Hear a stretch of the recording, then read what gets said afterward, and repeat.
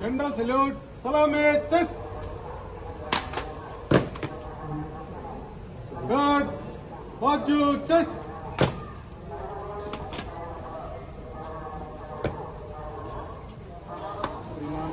Card of connection के लिए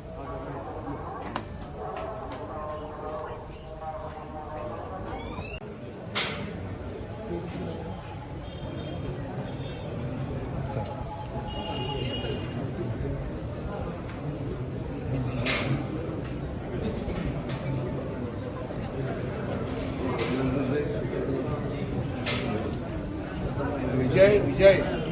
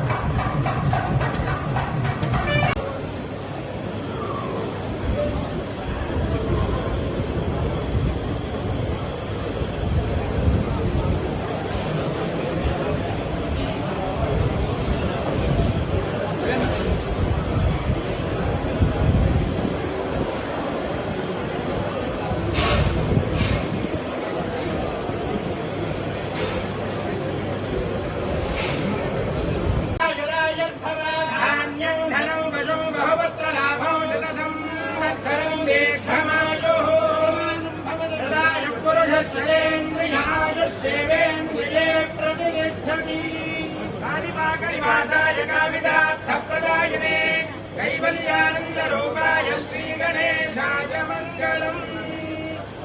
సిద్ధివినాయక స్వామి దేవతానుగ్రహ ప్రదాన. అప్పటి నుంచి ఒక 10 సంవత్సరాల రద్దు చేస్తుంటే ఈ రద్దు సరిపోయేది కదా, పెరుగుతూ ఉంది. మళ్ళీ 1945 నుంచి 65 ఆ తర్వాత 80, 90,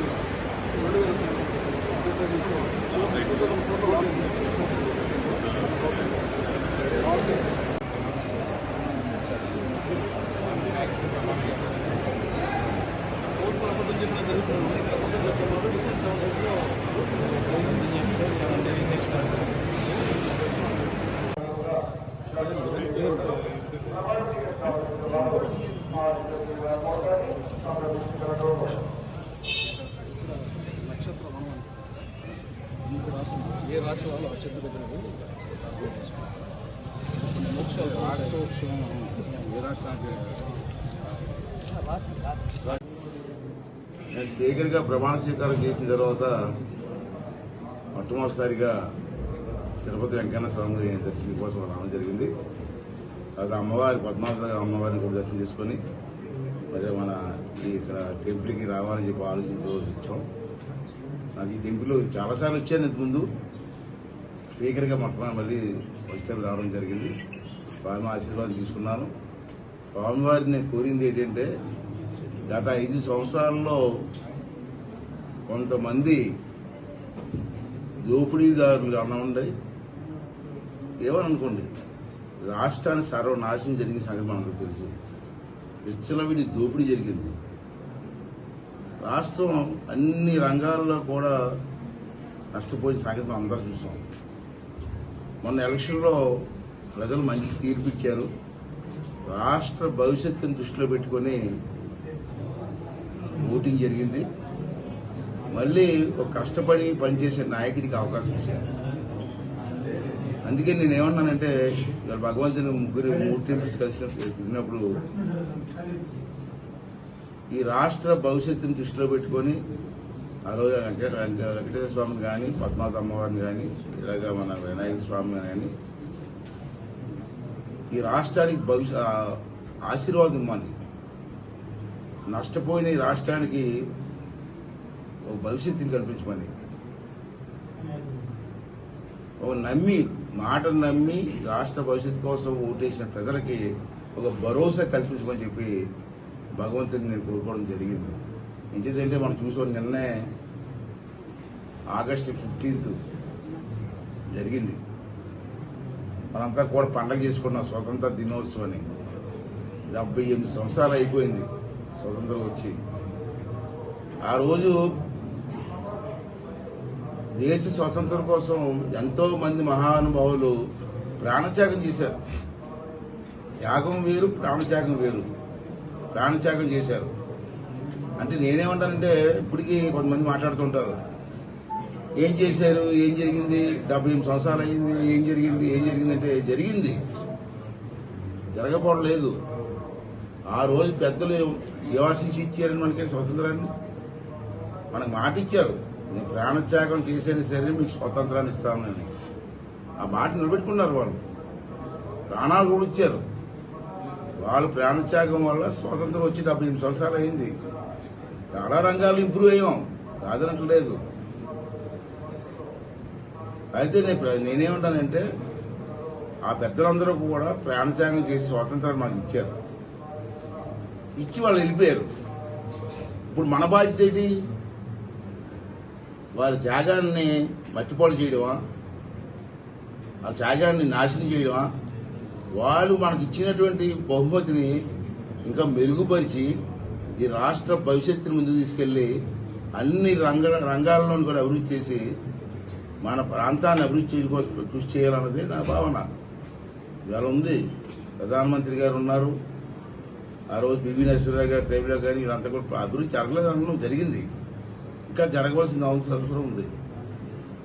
దానికోసం ప్రజలు కూడా దీన్ని సహకరించవలసిన అవసరం ఉంది. నాయకులు కూడా చిత్తశుద్ధితో పనిచేయవలసిన అవసరం ఉంది. అందుకే నేను ఏమంటానంటే, మనం అసెంబ్లీలో కూడా చెప్పాను. నేను ఫస్ట్ టైం అసెంబ్లీలో చర్చ జరగాలండి ప్రతి సబ్జెక్ట్ మీద. చర్చ జరగకపోతే అవదు. పబ్లిక్లో అవేర్నెస్ రావాలంటే చర్చ జరగాల. సపోజ్ ఇరిగేషన్ సిస్టమ్ చర్చ జరగాల, వెడగబడి ప్రాంతాలు చర్చ జరగాల. ఇటువంటి చర్చ జరిగినప్పుడు ప్రజలకు అవేర్నెస్ వస్తుంది.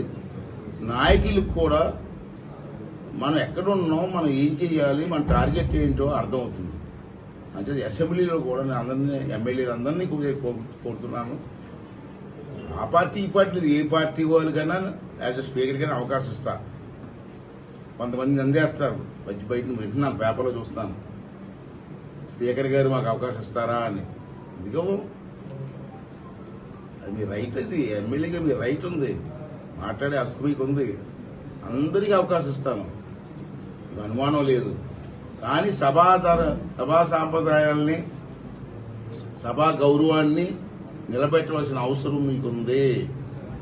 సభ మా ఇష్టం, సభలో నా ఇష్టం వచ్చి మాట్లాడతానంటే కుదరదు. అక్కడ దానికి కొన్ని కట్టుబాట్లు ఉన్నాయి, పద్ధతులు ఉన్నాయి. ఆ పద్ధతులు కట్టుబడి మీరు పనిచేయండి, మాట్లాడండి. ఎవరికైనా నేను అవకాశం ఇస్తాను. సాంప్రదాయాలు గౌరవించి పద్ధతి ప్రకారం మాట్లాడండి. రాష్ట్ర భవిష్యత్తు కోసం మాట్లాడండి. అంతేకాని మా ఇష్టం వచ్చిన మాట్లాడుతారంటే నేను ఎందుకు ఊరుకుంటాను? యాజ్ అ స్పీకర్గా నాకు పద్ధతులు ఉంటాయి కదా. అంటే ఎవరు కూడా దీంట్లో అనుమానం పడవలసిన లేదు. ఏ పార్టీ వాళ్ళని సరే రావచ్చు, అసెంబ్లీలో కూర్చొని మాట్లాడవచ్చు. మీరు రేట్ చేస్తే నేను అవకాశం ఇస్తాను, మాట్లాడండి.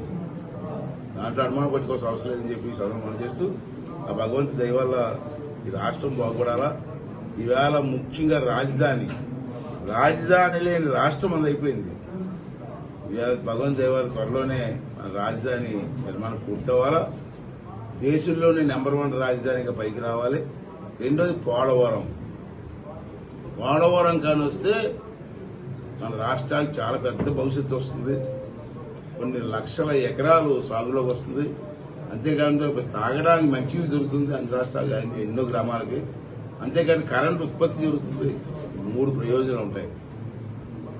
అలాగే ఉత్తరాంధ్ర సుజల స్రవంతి కొన్ని లక్షల ఎకరాలకు భూ సాగు అవుతుంది.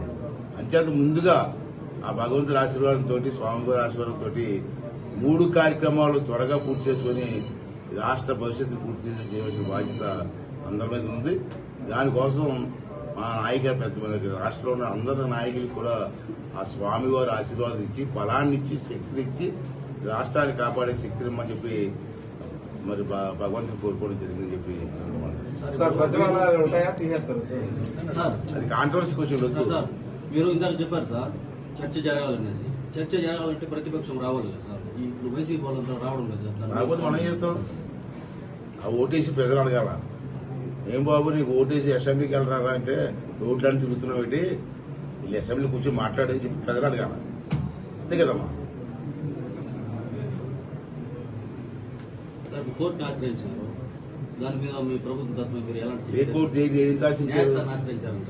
న్యాయస్థానాన్ని ప్రతిపక్ష హోదా ప్రతిపక్ష హోదా బాబు నేను చాలాసార్లు చెప్పాను. మనకి గవర్నమెంట్ లో ఏ గవర్నమెంట్కి అయినా, రాష్ట్ర గవర్నమెంట్కి అయినా, కేంద్ర గవర్నమెంట్కి అయినా చట్టం ఉంటుంది. చట్టం పని చట్టం చేసుకెళ్ళిపోద్దయ్యా. మా దాని గురించి చర్చ దానికి చర్చ అవసరం లేదు. చట్టం ఉంది, ఆ చట్టంగా వెళ్ళిపోతాం అంతే.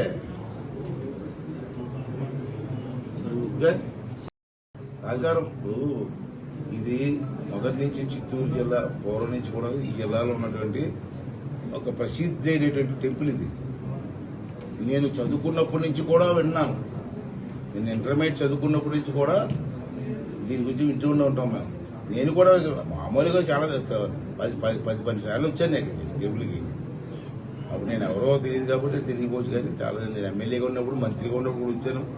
తర్వాత ఇప్పుడు కూడా ఇవాళ అనుకుని రావడం జరిగింది. ఏవైనా సరే ఇది రాష్ట్రంలో ఉన్నటువంటి మోస్ట్ ఇంపార్టెంట్, అన్ని టెంపుల్ ఇంపార్టెంటే, అందరూ అన్ని కాదట్లేదు. కాకపోతే కొన్ని గుర్తింపు టెంపుల్స్ ఉంటాయి. తిరుపతి అని, అన్నవరం అని, కనకదుర్గ అని, మా కాణిపాకం అని గుర్తింపు టెంపుల్స్ ఉన్నాయి. దాంట్లో one of the most important temple మన టెంపుల్.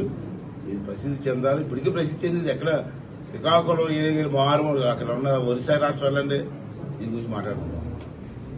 ప్రసిద్ధి చెందలేదని కాదు, ఇంకా అభివృద్ధి చెందాలా, ఎక్కువ భక్తులు రావాలా, ఈ ప్రాంతం అభివృద్ధి చెందాలా.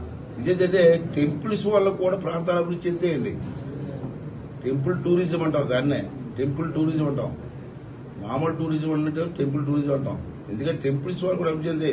తిరుపతి ఉంది, ఇన్ని లక్షల మంది వస్తారు, దానికి దీనికి అభివృద్ధి సంబంధం అంటారు కొంతమంది బుర్రలేని వాళ్ళు. అంత లక్షల మంది వచ్చారు కాబట్టి అక్కడ సిటీ డెవలప్ అయింది, ల్యాండ్ వాల్యూ పెరిగింది, బిజినెస్ జరుగుతుంది, హోటల్ బిజినెస్ జరుగుతుంది, ఇవన్నీ కూడా అభివృద్ధి కదా. అంచేత టెంపుల్ డెవలప్మెంట్ కూడా చాలా ఇంపార్టెన్స్ ఉంది. భగవంతుని దయ వల్ల, భగవంతుని ఆశీర్వాదం వల్ల, ఈ పెద్దలందరి సహకారం వల్ల ఈ టెంపుల్ కూడా ఆ స్థాయికి ఎదగాలని చెప్పి మనస్ఫూర్తి కోరుకుంటున్నాను.